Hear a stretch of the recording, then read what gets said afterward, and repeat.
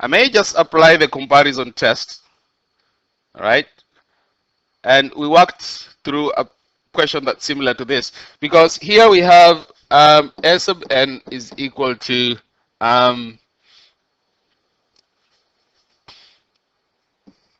sine 1 over n.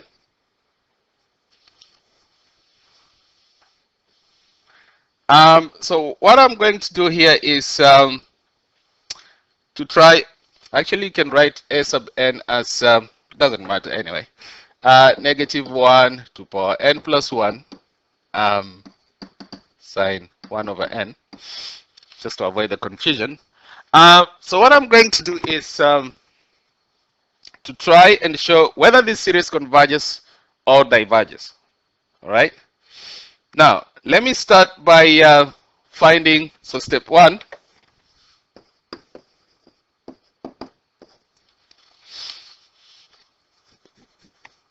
I'm going to find out whether the sum from n is equals to 1 to infinity of the absolute value of a sub n, find out whether this converges or diverges. All right. So that will be my step 1. And basically what I'm going to do is to do exactly that. All right. So sum from n is equals to 1 to infinity of absolute value of negative 1 to power n plus 1 sine 1 over n, which if you simplify will be same as the sum from n is equals to 1 to infinity of, now absolute value of negative 1 to power anything is just 1, so that will be sine 1 over n. And now I have to check whether this series converges or diverges. Now I'm going to use the limit comparison test. So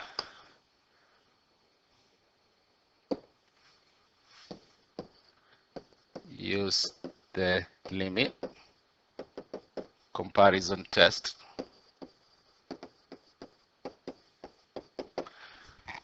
So the limit comparison test, I have to pick a series that I know whether it converges or diverges, and then I'll use that series with this one to find whether this series converges or diverges.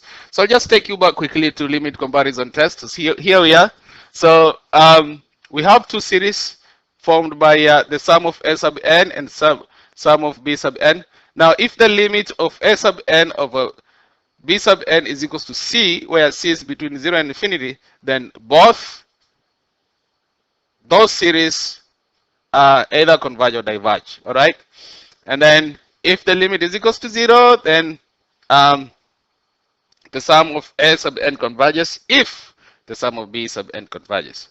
And if the limit of a sub n of b sub over b sub n is equals to infinity, then a sub n diverges if b sub n does. So we have all this information, and I'm just going to use that. This is what limit comparison test. We discussed this previously. But back to this. So I'm going to pick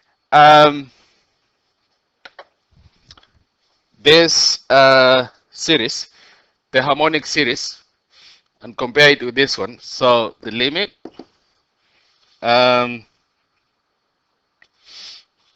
as n approaches infinity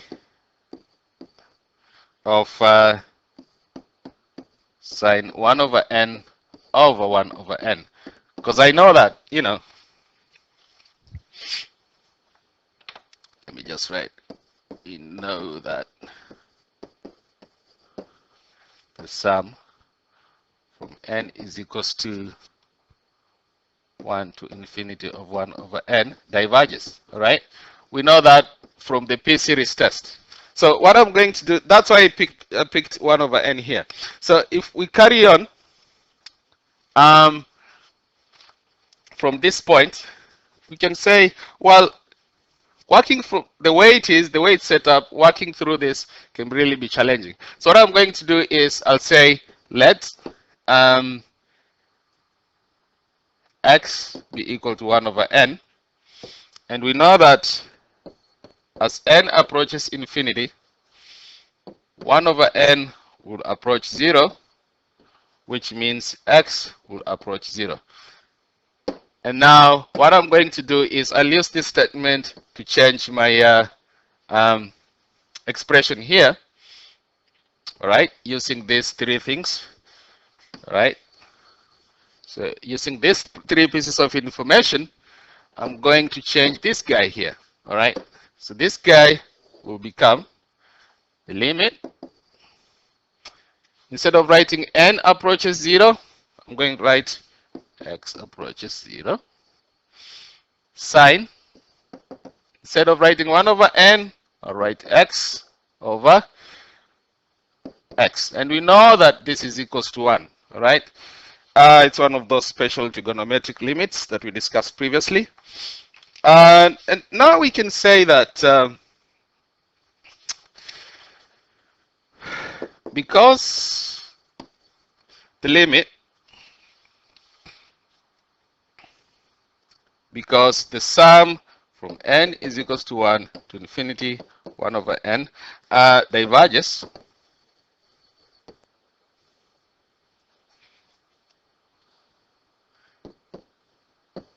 then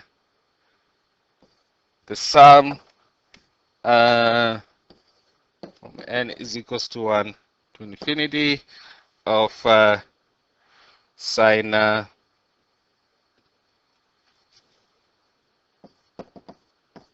1 over n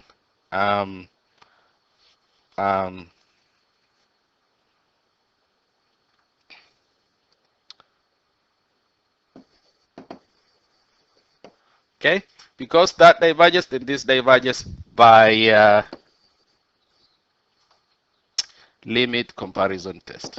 Limit comparison test. All right. So we've used the limit comparison test to show that, you know, what we had here, what we had, the sum of, I'll just write it as the sum of absolute value of S sub n. All right. What I mean here is the sum from n is equals to 1 to infinity of absolute S. Yeah, diverges. If that makes it easy for you, because what you're going to do is later on we'll be looking at this. All right, those are the bits of information that we'll be looking at to decide whether, you know, our series converges conditionally or absolutely. Anyway, so what I'm going to do next is we'll finish with that. Now back to our series. So this is step 2. So step 2, you're going to check whether the sum of the series converges. So step 2,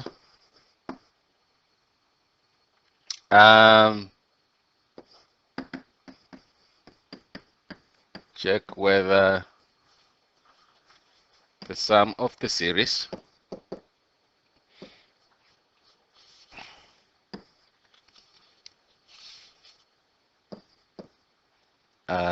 converges. All right.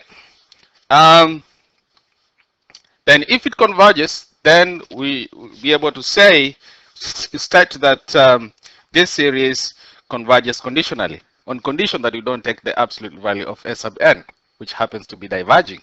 All right. So we have to check that this series converges, and then you can make a conclusion. Anyway, so if you look at that series that you're given in this question, it is a alternating series. So we have this series is an alternating series from n is equals to 1 to infinity of -1 to power n plus 1 sine 1 over n. So how do we check whether an alternating series if an alternating series converges, we use the alternating series test, which means we have to show that S sub n plus 1 is less than S sub n. So what you're saying here is sine, let me start with the limit first of all. The limit as n approaches infinity of sine 1 over n will be equal to 0. Of course, as n approaches infinity, that value becomes smaller, and that will approach 0. That makes sense. The other bit that we have to check is S sub n plus 1 is less than S sub n. So, and you can just work this out, check whether sine 1 over n plus 1 is less than sine 1 over n. Okay? Remember, n is greater than or equal to 1. Now, you can use this, use your GDC to check. Use GDC to check. And if you check using your GDC, that statement is true, all right? Sine 1 over n is less than sine 1 over n plus 1 is less than sine 1 over n. So we can conclude therefore that this series, all right, because of that, we can say this series converges by alternating series test. Converges by alternating series test.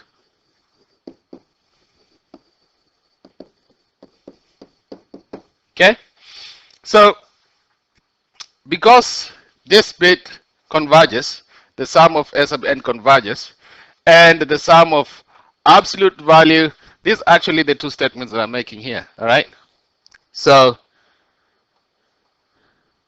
here what you're saying here is the sum from n is equals to 1 to infinity of S sub n converges. Yep, we are making that statement, conclusion, all right?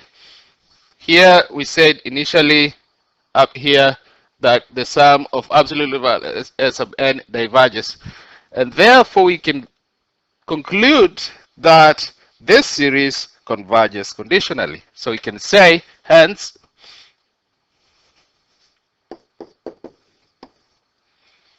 this series